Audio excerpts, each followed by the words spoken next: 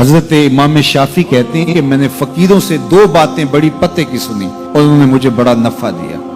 یہ بہت بڑے بزرگ ہونے کے باوجود، اتنے بڑے عالم اور فقیہ ہونے کے باوجود یہ درویشوں کی صحبت میں جا کے بیٹھتے تھے۔ حضرت امام احمد بن حنبل کو کسی نے دیکھا کہ حضرت بشر حافی کے پیچھے دوڑ رہے ہیں، تو کسی نے کہا اتنے بڑے امام ہو اور اتنے بڑے فقیہ ہو، اس فقیر سے کیا ڈھونڈتے ہو، بشر حافی سے کیا تلاش کرتے ہو؟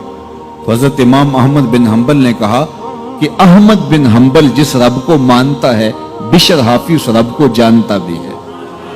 تو فقیروں کی باتیں بڑی پتے کی ہوتی ہیں، تو کہتے ہیں کہ فقیروں کی دو باتوں نے، امام شافی بولے، کہ مجھے بڑا فائدہ دیا۔ ایک تو یہ الوقت سیف قاطع، وقت کاٹ دینے والی تلوار ہے، اگر وقت کو تم کاٹو گے تو ٹھیک، ورنہ وقت تمہیں کاٹ دے گا۔ اب تمہاری مرضی ہے کہ وقت کے گھوڑے پہ تم سوار ہو کے اپنی مرضی سے وقت کو چلاؤ، یا پھر تم وقت کے رحم و کرم پہ ہو اور اس کی موجیں تمہیں جس سمت چاہیں بہا لے جائیں۔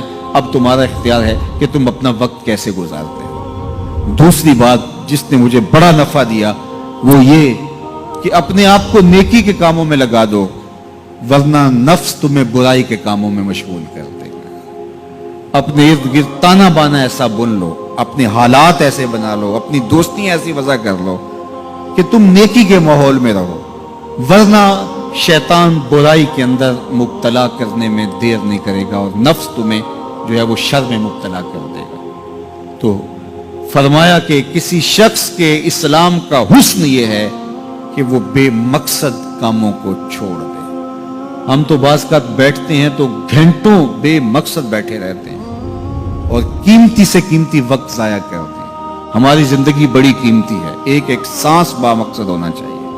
حضرت اویس قرنی رضی اللہ تعالیٰ عنہ کو حضرت عمر رضی اللہ تعالیٰ عنہ اور حضرت علی المرتضی رضی اللہ تعالیٰ عنہ ملنے گئے، حضور کا سلام دیا، حضور کا پیغام دیا، اللہ اکبر۔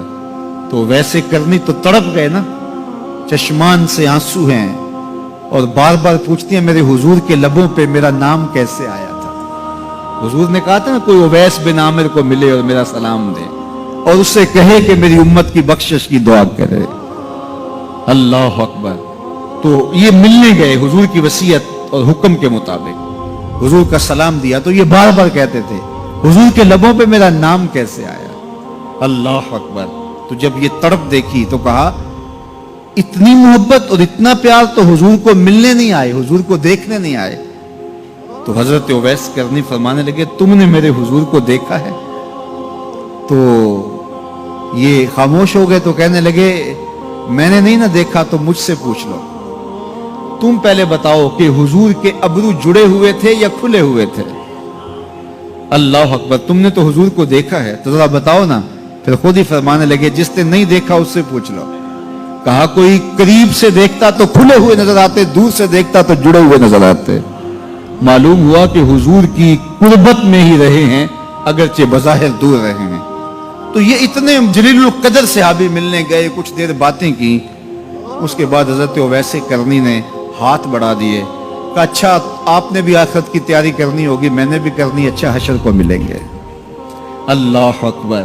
تو وقت بہت قیمتی ہے، کسی کے اسلام کا حسن یہ ہے کہ وہ بے مقصد کاموں کو ترک کر دے۔ اس ویڈیو کو شیئر ضرور کیجئے، ہو سکتا ہے آپ کے ایک شیئر سے یہ بات کسی کے دل میں اتر جائے۔ جزاک اللہ۔